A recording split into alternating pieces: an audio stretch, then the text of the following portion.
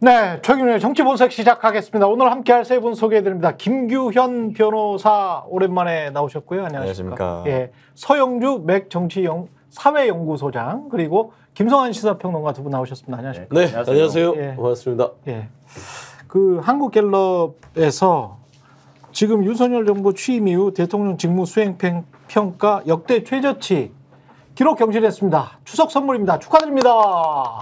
예, 20% 유지했다고 축하하는 거죠? 아니 유지가 아니고 이렇게 떨어져가지고 아니 여사는 20%만 돼도 우리는 20%야. 아직 우리에게는 그렇죠. 아직 20이 남았어 이러지. 그 친구들한테 이렇게 인사하는 건 아니고요. 아니고 국민들께 그렇죠. 축하드립니다. 예, 곧 얼마 남지 않았습니다. 저는 20%입니다. 아니 근데 반대한민국 세력이 80%라는 얘기인데 그러면 반국가 세력이 반대한민국 세력이라고 바꿨어요. 반국가 세력, 반대한민국 세력. 이런다고 근데 제정신이 아니고 이런다고 태도를 바꿀까요? 이 사람이 뭐 태도를 바꿀 필요는 없죠. 그냥 물러나기만 하면 되지. 오늘 태도를 바꿀 생각은 없는 것 같으니까. 거의 이제 망명 수준이에요. 오늘 경향신문 그 이용욱 정치 에디터가 칼럼을 썼는데요. 흰 수건을 던질 때가 됐다. 흰 수건을 던질 때가 됐다. 네, 오늘 칼럼 제목이었어요. 퇴장하라는 소리죠. 흰수건 던지고 기권해라. 더 이상 견디기가 어려울 거다. 이렇게 보는 것 같아요. 내공을 다 드러내 보였기 때문에 더 이상 뭐 국민들이 기대할 것도 없고 더 이상 이야기할 것도 없긴 합니다. 그러니까 대표적으로 원래 우리가 보통 쉬운 말로 하나를 보면 열을 한다고 그러잖아요. 그렇죠. 근데 10가지를 다 봤어요, 국민들이. 근데 그 한 가지를 뭘 채우는 걸 못 봤어. 특히 의료개혁 부분에서 의정 갈등 하는 걸 보면 숫자는 잘 채우지. 그러니까 그냥 흰수건 던지고 조용하게 용산 관저에 정자에 앉아서 조용히 술잔이나 기르시지 하는 생각이 들 정도로 국민들이 지금 대단히 화가 나셨다. 뭔가 꼭 이럴 때마다 대통령실에서 뭘 하긴 하더라고요. 보니까 민 대통령이 뭘 하든 뭘 해야 되는 상황인 것만은 틀림없잖아요. 지지율이 20%까지 떨어졌다고 하는 거는 이건 10%까지 떨어질 가능성이 이제 높다고 봐야 되는데 왜냐하면 한국갤럽 조사 기준으로 보면 굉장히 신호가 안 좋은 거예요. 그렇죠. 왜냐하면 그러니까 지금 그동안에 윤 대통령 지지율을 버텨준 세대가 70대 이상이라고 봐야 되거든요. 그렇습니다. 근데 지난주에 60대에서 부정평가가 뒤집어진 거예요. 긍정평가보다. 그렇습니다. 근데 이번에 60대에서 긍정평가가 32, 부정평가가 59. 더 떨어진 거죠. 그렇죠. 그리고 70대 이상이 잘하고 있다. 그러니까 긍정평가가 37, 부정평가가 48입니다. 그렇습니다. 취임 이후에 이런 숫자는 처음 보는 것 같아요. 제가. 그러니까 맞아요. 지금 부정평가가 있었던 가장 중요한 이유는 지금 응급실 공백 사태 이것 때문이거든요. 이게 지난주보다 더 올라갔어요. 그러니까 지난주에는 지금 정부하고 응급실 그 의사들하고 갈등 문제 이 부분에 대해서 따로 조사를 했거든요. 따로 조사했을 때 보수층은 그래도 정부를 더 신뢰한다. 이게 수치가 훨씬 더 높았어요. 그렇죠. 그리고 지금 사태에 대해서 그렇게 걱정하지 않는다고 하는 것도 보수층에서 더 높았어요.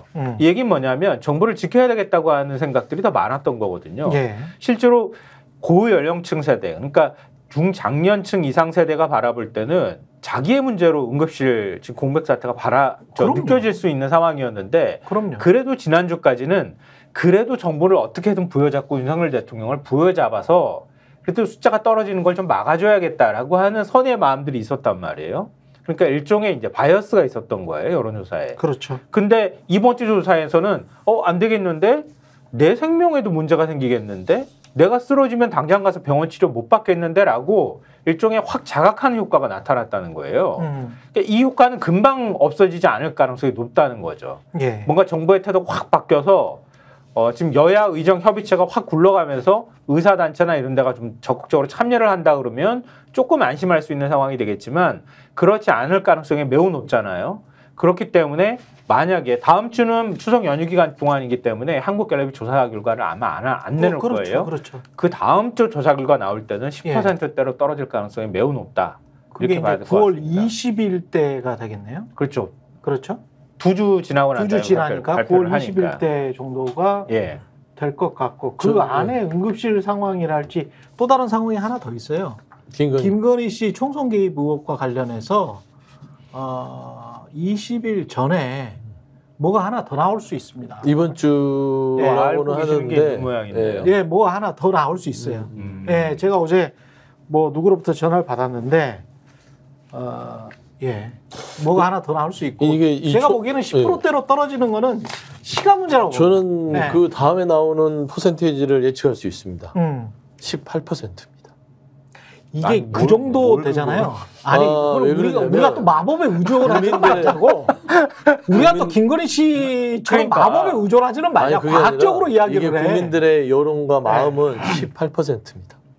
아니 그건 주술적인 거죠. 아니 왜 이게 숫자가 담은 18%. 약간 언어적인 것 같은데. 네. 하여튼 뭐 제 말을 정확하게 실어야 될 것입니다. 근데 10%라는 그 숫자가 박근혜 정부 4년 차의 탄핵 직전이 10%대였거든요. 대통령 지지율이. 근데 20%는 이거는 기본적으로 전무후무한 거예요. 이게 지금 2년 한 6개월 된 대통령이 이 정도라는 거는 뭐. 그러니까 제가 기억이 나는 게 그때 탄핵 사태가 벌어졌을 때 그래도 그렇죠. 10%대 국민은 탄핵은 부당하다. 이런 응답을 했던 걸로 제가 기억하고 있거든요. 그렇죠. 그러니까 탄핵 사태에 준하는 정도의 그렇습니다. 여론조사 결과가 나왔다, 수치가 나왔다 이렇게 봐야 될 것 같습니다. 김기현 변호사가 느끼기에는 어떻습니까? 당연합니까? 저는 왜 이렇게 느리게 이렇게 시계가 돌아가는지 생각보다 모르겠습니다. 느리다. 예. 저는 작년부터 이 최혜병 사건 관련해서 활동을 계속 해오고 있었지 않습니까? 이제 1년이 지나버렸고 이제 그 최혜병 하늘에 있는 최혜병하고 그리고 유가족 분들도 지금 굉장히 분노하고 있는데 아직 뭐 아무것도 된 게 없습니다. 이 사건 관련해서. 군사법원에서 이종석 국방장관이 할지 이런 분들은 이상한 논리로 빠져나가려고 하대. 심지어는 박정훈 대령 보고 피해자의 지위를 받아서 수사하듯이 수사했다. 유가족의 지위를 받아서. 유가족의 지위를 받은 것처럼 수사했다. 이렇게 얘기를 박정희 군사보좌관이 그랬죠. 네, 도대체가 뭐 어떤 논리 구조로 사는 분들인지 알 수가 없습니다. 그리고 일단은 800에 7070 번호가 누구였는지조차 밝히지 못하면서 뭐가 그렇게 당당하다고 박정훈 대령이라든가 최혜병 사건에 대해서 그렇게 뭐 지금 이렇게 나오고 있는 것인지 이해를 할 수가 없습니다. 이 사람들은 나중에 위증이 될 수 있는 거 아니에요? 충분히 될 수 있습니다. 그렇죠. 네. 군사법원에서. 본인들이 지금 주장하고 있는 거는 800에 7070 그 전화 때문에 또는 윗선 때문에 그런 게 아니고 내가 이미 사인을 해줬는데 수사 결과 보고서는 잘했어 사인해줬어. 사인해주고 나서 나중에 보좌관들이 이거 좀 바꾸셔야 되는 거 아니에요? 그래서 바꿨다라는 게 이종섭의 지금 주장이죠. 예, 그리고 그 박진희 군사보좌관하고 같이 나와가지고 거의 둘이 짜맞춘 것처럼. 내가 건의했고 이종섭 장관이 승인을 해가지고 그렇게 바꾼 거다. 그러니까 즉 윗선의 개입도 없었고 대통령 경로도 없었다라는 거거든요. 내가 자율적으로 바꿨다. 그 부분이 이제 나중에 대통령의 어떤 경로라든가 이런 부분이 더 잘 밝혀지면은 충분히 위증죄가 될 수 있죠. 이 사람들이 정말 국민들을 바보로 하나. 세상에 800에 7070 그리고 수많은 전화들이 정말 거미줄처럼 엮여 있었던 7월 31일부터 8월 2일까지의 상황이었는데 그게 아니고 내가 자율적으로 군사보좌관의 말을 듣고 그러면 본인이 사인했던 거는 본인이 멍청해서 그랬던 거야?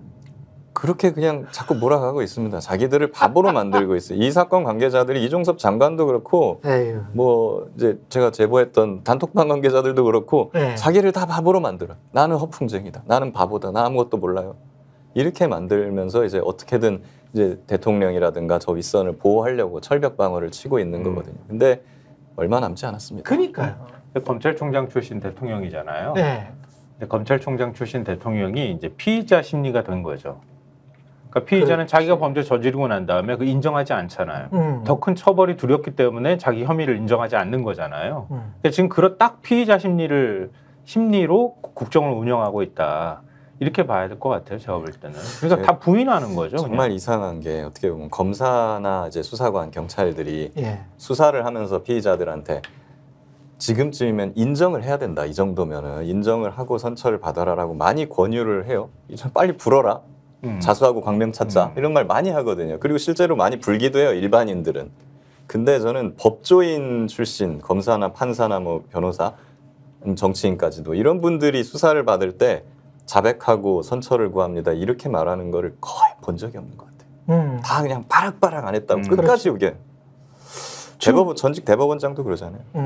저희가 얘기할 때 오셔가지고 라이브로 관전하시기 바랍니다. 반드시 주변 사람들 데리고 오시기 바랍니다. 구독, 좋아요, 알림 설정 해주시기 바랍니다. 좀 살려주십시오, 저 좀.